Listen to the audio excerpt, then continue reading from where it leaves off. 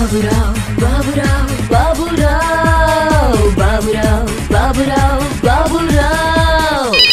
Hello. हा कुलकर्णी. हा बोलतोय. हा करंडक विभागातून बोलतोय. हा बोला. हा ते तुमची जी एकांकिका तुम्ही केली होती त्या संदर्भात काही सिलेक्टेड एकांकिकेचं पुन्हा आपल्याला लावायचं आहे एका विशेष कार्यक्रमामध्ये. तर तुम्ही आहात त्या संदर्भात कोणी? हो आहे. कधी करायचं आहे? साधारण तारीख काय असू शकते तुमची? मंथ एंडला किंवा मी तुम्हाला सगळ्यांची चर्चा करून सांगू शकतो मी तुम्हाला. पण आम्हाला कळवायचं म्हणजे त्याच्यावर छापून वगैरे प्रसिद्धी विभाग पण ते बघायला लागेल ना. हो म्हणजे कसं उद्यापर्यंत करू शकतो कारण सगळ्या आर्टिस्ट बरोबर चर्चा व्हायला पाहिजे ना.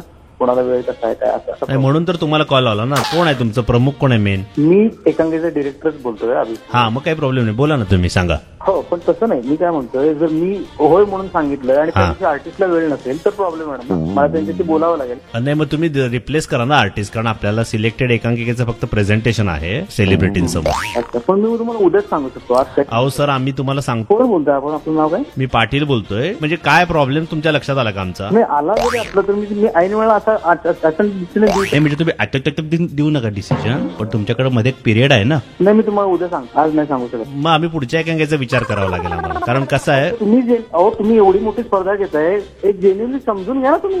असं कसं तुम्ही समजून घ्या ना आमचा प्रॉब्लेम. का तुमचं स्पर्धा बक्षीस मिळालं म्हणजे झाली जबाबदारी. म्हणजे असं जर प्रत्येकानं जर जबाबदारी ढकलेल तर आम्ही त्यांना लोकांना दाखवायचं काय ना. एक मिनिट. जबाबदारीवर काय ढकलत नाहीये.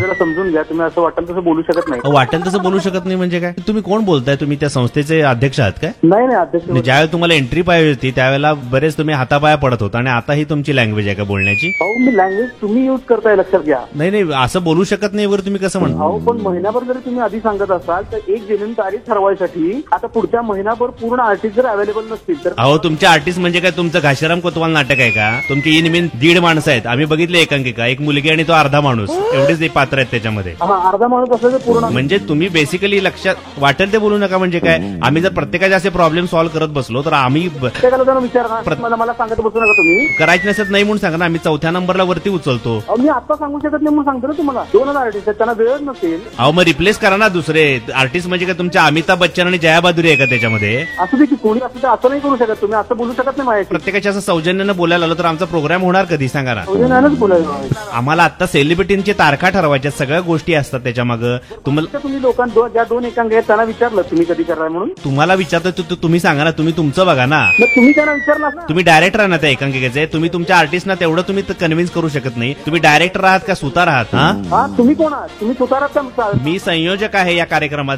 संयोजक असल्यामुळे नीट बोला ना तुम्ही. तुम्हाला 2 पात्रांना कन्व्हिन्स करता येत नाही काय? कन्व्हिन्स करत तुम्ही कोण ठरवणार कन्व्हिन्स करायचं का नाही? मी तुम्हीच म्हणताय ना की मला विचारावं लागेल. म्हणजे ऑब्व्हियसली विचारावं. तो प्रॉब्लेम माझा नाहीये ना. तुम्हाला एकांकिकेचा प्रयोग पाहिजे ना आमचा. तुम्हाला नंबर मिळेपर्यंत तुम्ही हांजी करत होता. आम्हाला ही वेळ पाहिजे ती वेळ पाहिजे. थोडा प्रत्येकाला जर आम्ही वेळ देत बसलो तर आम्ही कार्यक्रम करायचा का फोनवर बोलत बसायचं? करू नका मग.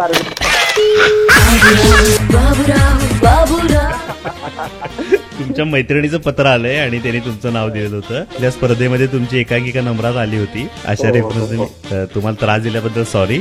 नाही सॉरी नाही, मजा आली. आणि तुमच्या एकांकिकेला शुभेच्छा आमच्याकडून. हो थँक्यू.